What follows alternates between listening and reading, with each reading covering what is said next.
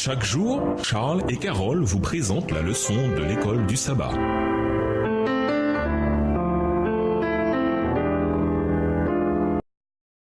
Bienvenue à votre émission Dieu nous parle. Nous voilà la leçon de mercredi, une éducation qui produit des disciples. Lisons Genèse 18, les versets 18 et 19 et 1 Samuel 3, les versets 10 à 14. Comparez ces deux pères, quels furent les résultats de leur style d'éducation? Genèse 18, les versets 18 à 19. Il deviendra l'ancêtre d'une grande et puissante nation et une source de bénédiction pour tous les peuples de la terre. Car je l'ai choisi pour qu'il prescrive à ses descendants et à tous les siens après lui de faire la volonté de l'Éternel en faisant ce qui est juste et droit. Ainsi j'accomplirai les promesses que je lui ai faites. 1 Samuel 3, versets 10 à 14. L'Éternel vint et se présenta, et il appela comme les autres fois. Samuel, Samuel, et Samuel répondit, parle car ton serviteur écoute. Alors l'Éternel dit à Samuel, voici je vais faire en Israël une chose qui étourdira les oreilles de quiconque l'entendra. En ce jour j'accomplirai sur Élie tout ce que j'ai prononcé contre sa maison. Je commencerai et j'achèverai. Je lui ai déclaré, je veux punir sa maison à perpétuité à cause du crime dont il a connaissance et par lequel ses fils se sont rendus méprisables sans qu'il les ait méprisés. C'est pourquoi je jure à la maison d'Élie que jamais le crime de la maison d'Élie ne sera expié, ni par des sacrifices, ni par des offrandes. Les parents ont la responsabilité d'être les faiseurs de disciples de leurs enfants pour qu'ils deviennent eux-mêmes disciples de Jésus. Il y a des parents qui croient que la manière d'enseigner et de corriger leurs enfants consiste à appliquer des châtiments corporels. Et plus il y en a, mieux c'est. Proverbe 22, le verset 15, Proverbe 23, le verset 13, Proverbe 29, le verset 15.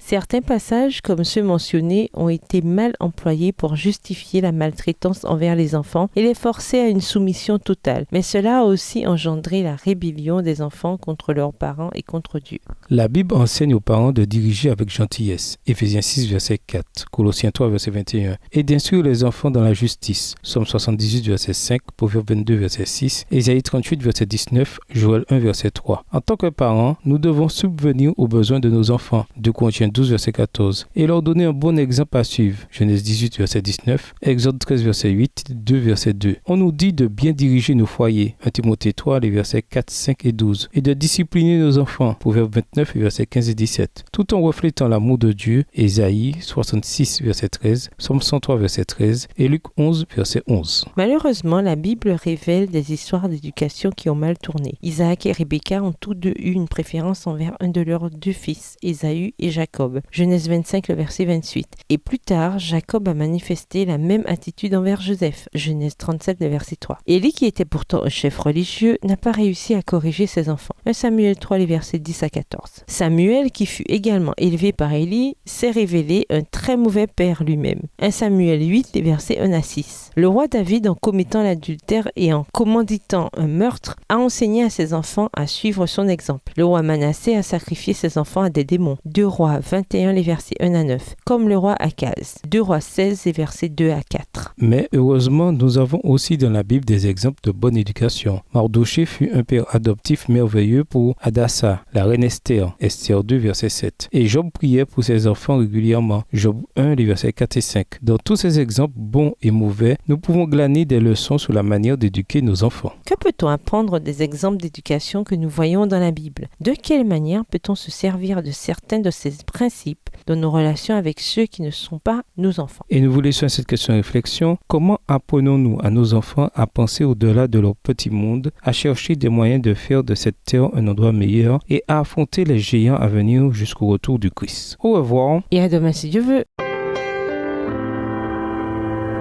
Dieu nous parle. Chaque jour, Charles et Carole vous présentent la leçon de l'école du sabbat.